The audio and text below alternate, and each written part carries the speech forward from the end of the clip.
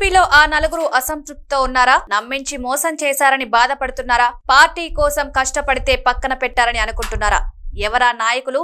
ఏంటా కథ? ఈ స్టోరీలో వినండి. ఏపీలో చాలా మంది టీడీపీ నాయకులు అసంతృప్తితో ఉన్నారు. కూటమి అధికారంలోకి వచ్చి 6 నెలలవుతుంది. ఇంతవరకు తమకు పదవి యోగ్యత దక్కలేదని వారిలో బాధ వ్యక్తమవుతుంది. ఇప్పటి వరకు 2 జాబితాల నామినేటెడ్ పోస్టులను ప్రకటించారు.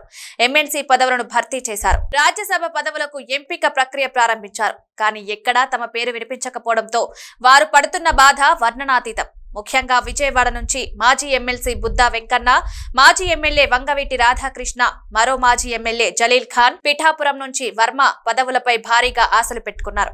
కానీ వారి పేరు ఎక్కడా వినిపించడం లేదు. దీంతో తమకు పదవులు వస్తాయా రావా అన్న బాధ వారిని వెంటాడుతోంది. పార్టీ కోసం కష్టపడి పనిచేశామని ఒకరు, పొత్తుల కోసం సీట్లు త్యాగం చేశామని మరొకరు, వైసీపీ ప్రభుత్వ దాడులను ఎదుర్కొన్నామని ఇంకొకరు, ఇలా ప్రతి ఒక్కరూ తమలో ఉన్న బాధను వ్యక్తం చేస్తున్నారు. తమ పరిస్థితిని తలుచుకొని ఆవేదనతో ఉన్నారు.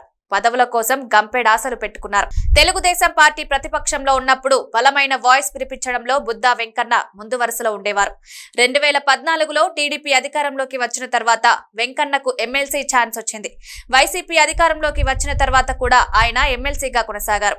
వైసీపీ ప్రభుత్వ విధానాలను టార్గెట్ చేసేవారు. ఈ క్రమంలో అప్పటి వైసీపీ ప్రభుత్వానికి తిరిగి టార్గెట్ అయిన సందర్భాలు కూడా ఉన్నాయి. 1-2 సార్లు వైసీపీ నేతల అటాక్ లో కూడా చిక్కుకున్నారు బుద్దా వెంకన్న. అయినా ఎన్నడూ వెనకడుగు వేయలేదు. బలమైన వాయిస్ వినిపించగలిగారు. ఎన్నికల్లో అనకాపల్లి పార్లమెంటు సీటు కానీ, విజయవాడ పశ్చిమ అసెంబ్లీ టికెట్ దక్కుతుందని భావించారు. కానీ నిరాశ ఎదురైంది. కనీసం ఎమ్మెల్సీగా కానీ, రాజ్యసభ పదవికి కానీ ఎంపిక చేస్తారని ఆశించారు. తన పేరును కనీస స్థాయిలో కూడా పరిగణలో లేకపోవడంపై తీవ్ర అసంతృప్తితో రగిపోతున్నారు. మాజీ ఎమ్మెల్యే వంగవీటి రాధాకృష్ణ పరిస్థితి అలానే ఉంది. బలమైన కుటుంబ నేపథ్యం ఉన్న రాధాకృష్ణ తెలుగుదేశం పార్టీలో గత 5 ఏళ్లుగా కొనసాగుతున్నారు. ఈ ఎన్నికల్లో టికెట్ రాకున్నా పార్టీ కోసం పనిచేశారు. 2019లో ఎన్నికలకు ముందు టీడీపీలో చేరారు. ఆ ఎన్నికల్లో టీడీపీ ఓడిపోయింది. అయినా సరే పార్టీని ఎన్నడూ వీడలేదు. ఇప్పుడు కూటమి అధికారంలోకి రావడంతో రాధాకృష్ణకు పదవి ఖాయమని తేలింది. అయినా సరే ఇటీవల ఆయన పేరు ఎక్కడా కనిపించడం లేదు. దీంతో ఆయన సైతం అసంతృప్తితో ఉన్నట్లు తెలుస్తోంది. మాజీ ఎమ్మెల్యే జలీల్ ఖాన్ సైతం ఆవేదనతో ఉన్నారు.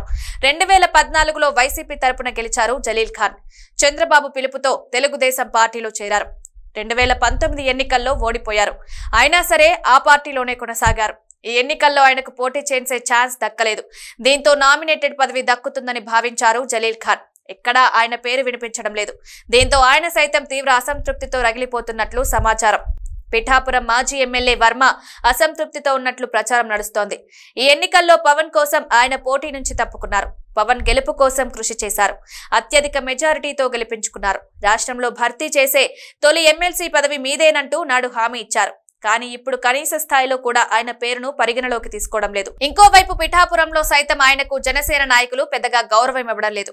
టీడీపీ శ్రేణుల విషయంలో కూడా ఇబ్బందికర పరిస్థితులు ఎదురవుతున్నాయి.